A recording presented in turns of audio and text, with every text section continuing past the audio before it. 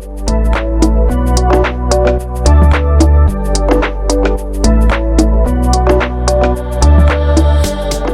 you doing, everybody? This is Warren Dews with the News Herald. I'm the publisher of the News Herald, the Greenville Pioneer, and the Upstater. As you know, we do a thing called Community Conversations. We do something called Get to Know, Ask the Expert, and Meet Your Neighbor. Well, today, I'm here with a new friend. Friend, who are you? Randy from C.A. Albright Sons. So, Randy, I've known you for a couple of years, man. Tell everybody what you do, what your company is. Well, my company was opened in 1911. We do automotive, deliver fuel oil, kerosene, over-the-road, off-road fuel. And in the last 3 years, I opened up propane, so we're doing propane now. 1911. So you've been doing this for a couple of weeks now. Yeah, just a couple. That's crazy. It's funny because I talked to a couple other businesses, and some been around 100 years, 60 years. One business was it in Greenville, is a G&H. G&H. I asked them. I said, "What did your family do during the pandemic?" Because they were here during the other pandemic. Yeah. And your family, same thing. Like 100. That's crazy. 1911. Yeah, 1911. Yeah, that's crazy. So you mentioned that you're doing propane now. Talk about that. So we're doing propane. I started 3 years ago. I got about 800, 900 customers already. It's growing fast. We're changing a lot of people from oil to propane. We're doing putting in a lot of new heating systems for people because everybody wants to get away from oil. So basically, it's growing pretty fast. I'm gonna buy a new truck this summer because we're growing. I need it. I need a new truck. I need more help. Everything's going well with it. It's really expanding. I'm glad I did it because it's taking me in a whole new direction. So talk about this new help. You know, we work with you. You advertise with us, and I know you're looking for some new help. You mentioned that it was funny because a couple of years ago you couldn't find one position. Now you're looking for another. Explain that. Yeah. So a couple of years ago I was hurting for mechanics, and now I got a great crew in the shop. I got a good service manager. The shop is doing very well, very well. We're booking 2-3 weeks out. But now on the other end, my HVAC end, we're growing on that end, and I'm having trouble finding good people to work on that end, people that want to go to work and people that want to do good work. It's tough finding that now. You can't find good help. It's tough out there. It's funny because there's another company, TCI, you know them, and they have a little program where kids are coming straight out of high school working for them. I had talked to you about that. Do you have a program that you can work with young people? You were talking about that before. Yeah, so I'm tied in with Bosie's in Columbia Green. I got some people from Caro that's going to be coming here in the next couple of weeks to shadow us and see if they like it. And if they like it, they might come back this summer, and I'll pay them and they'll work for me over the summertime until Bosie's opens back up, and they'll go back to school. And if I can find somebody that really likes it and really excited about it, then hopefully they'll want to come back and work here.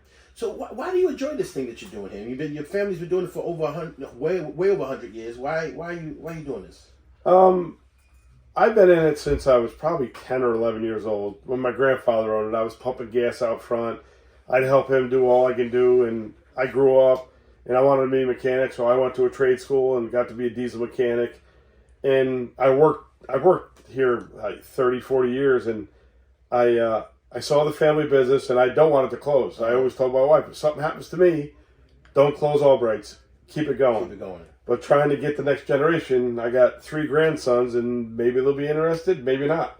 My daughter works for me now. She's doing a great job, so I'd like to see a 5th generation, but you just don't know. That's funny because, you know, being in this business that I'm in media business, and we work with a lot of companies, and I've seen, especially in this area, I've seen a couple of companies that like is golf courses. Yeah. They've been around for a long time, but the next generation, they don't want to do it, so they sell. And this happened with a lot of golf courses around. I don't know why, but the family didn't want to stay in it. Yeah. So what's your plan to try to keep that going? I'm hoping my daughter will stay involved. I'm hoping my grandkids will get involved. Basically, I have a nephew that's in HVAC. He's a manager over in New Hampshire. He was here this weekend, and I asked him if he was interested, and he don't want to come back to New York State, so I asked him again. I said, "Are you sure? Because you can go far in this business." And he's a smart kid, and he's in his 30s. But I got him his HVAC license, sent him to school. He worked there until he moved with his girlfriend in New Hampshire. But I'm hoping somebody in his family wants to take it over to keep it going. You could adopt me, and I can keep it. I can keep it rolling for you. So switching gears, you know, you and I talked. We've talked about a lot of things, but as you know, I'm going through a process right now. I'm getting ready to try to go through gastric bypass. Yep. And you and I talked. I said, I want to do this, get to know with you, but I also want to talk to you about that side of your life. And so when I talked to you about it, you said you did this before. Can you talk to me about that? Yeah. So, probably 2012, I was on my backhoe trying to get ready to build my new house, and I stepped off the backhoe and I broke my leg at my knee. Ooh. It was just about a foot. I broke it. I was out of commission for 3 months with a cast from my toes all the way up to my hip, out of commission. So after that happened, I said, I got to do something. So after that happened, I went up to see Dr. Singh, and we talked, and I had to lose, I think I had to lose like 50 pounds. I lost the pounds, and then I had the gastric bypass. And if I had to say I would do it again, I would definitely do it again. There's a lot of there's a lot of positives, few negatives. Mm-hmm. But I lost, I'd say about 180 pounds. Oh my goodness. You told me you were like... I was 385. And I got down to somewhere in the 210, 220. I got too thin. But now I'm up to 280. Mm-hmm. So I kept off a lot of it, most of it. I lost my blood pressure medicine. When I did it, I lost my blood pressure medicine. I lost my diabetes. I lost my cholesterol.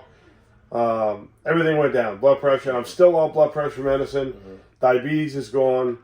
Blood pressure. No blood pressure pills anymore. Mm-hmm. So everything is... the only bad part about it is kidney stones, which that's a negative. Kidney stones, heartburn. Other than that, it was just so strange to lose all that weight and get on a creeper and get off a creeper and not have a problem. It's like, wow, what the hell have I been doing all these years? Because I'm a diesel mechanic, so I'm always under a truck and getting off the creeper, or when I'm building my house, getting on my knees and going underneath something, and I got bad knees. So, and they said, well, lose weight, you won't feel it as much. That's not true. My knees are bad no matter what. I need to get them replaced, and they're not getting any better no matter what I weigh. But the weight... is great. I would recommend this to anybody. I think I was losing 5 pounds a day. I was losing so much weight. It was absolutely unbelievable. So my thing is this, is that I'm not telling everybody to do gastric bypass. Right. What I'm doing is, trying to get people to just do something different. Change your life. Mm-hmm. Do something that's going to change your life. And the way I'm doing this is talking about it with friends and stuff like that, trying to get somebody to make a change in their life. That's the little trick I had to play with myself to go through this thing. Because I'm all about trying to help somebody else. But yeah, to your point, man, I mean, I'm 54 years old, and I started feeling different. Getting out of the bed, it's like breathing heavy. I'm like, something's got to give. Yep. Something's got to give. So you've been doing this for a long time. Why should people come to your company and work with your company? Give me the reason why. Well, everybody that works for me, I believe, care about what they do. I have a new service manager, and he really cares about what's going on. We talk every night outside of work. He calls me up. We go over the day. We go over the next day. We go over issues that's going on.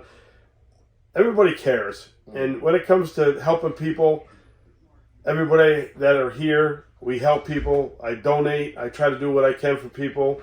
And for the most part, I think everybody really cares about what they're doing. They really care about being here.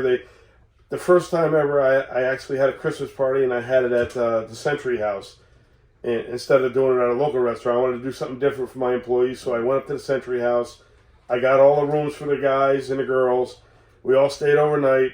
And that was probably the best thing I ever did for my employees. Mm-hmm. They were like, they had such a good time. We all sat down till 1 o'clock in the morning. A lot of us did. Mm-hmm. And just talked about it. And they liked it so much that in June, I'm going to have everybody come to my campground. Mm-hmm. All my employees are going to come up. They got their cabins. I'm getting a band. Mm-hmm. I'm going to cook dinner for everybody. We're going to have a good time. They had such a good time at the Christmas party that they're gonna come to camp, and they're going to spend the weekend up there. We're all going to get together and have fun. So you need my email to invite me? Yeah, give me that. Well, listen, I appreciate you, man, and everybody. Like I said, this is our get to know, and I might come back and ask the expert, because I want to ask what's the best unit to use and why do this and why use whatever it may be, to explain to our customers. But thank you. So my last question to you is this: if there's one word or phrase that describes you, what would that be?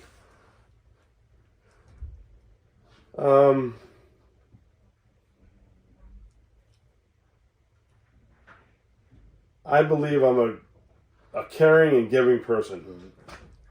Okay. I think I am. You have to ask my employees that, but That's the next video. Listen, I appreciate you, man. Thank you so much. Thank you. All right, no problem.